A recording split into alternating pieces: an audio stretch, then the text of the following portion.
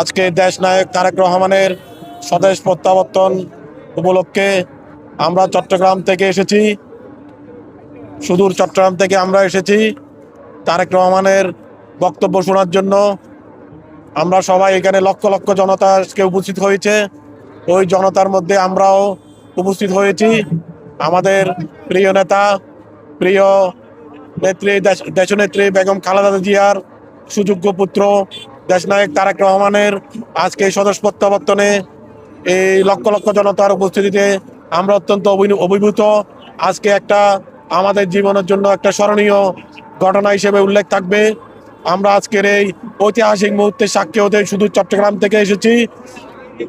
আমাদের নেতা তারেক রহমান ৩১ দফার আলোকে আগামীর 12ই ফেব্রুয়ারি যে নির্বাচন অনুষ্ঠিত হবে, সেই নির্বাচনে তারেক ধানের শীষের প্রতীকে সবাইকে ভোট দেওয়ার জন্য আহ্বান জানিয়েছেন।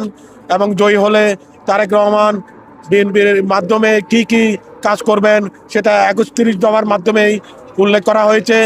কৃষক কার্ড থেকে আরম্ভ করে ফ্যামিলি কার্ড এবং শিক্ষাক্ষেত্রে এবং ১ কোটি থেকে ১.৫ কোটি লোকের কর্মসংস্থান করবে, সেটা আমাদের নেতা উল্লেখ করেছেন।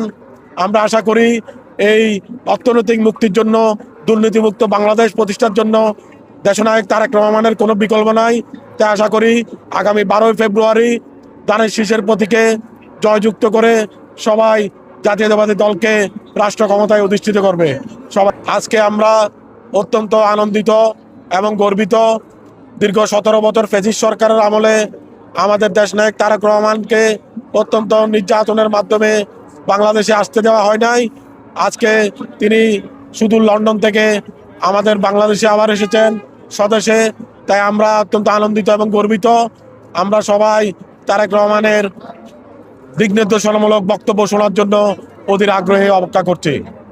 চট্টগ্রাম থেকে এসেছি।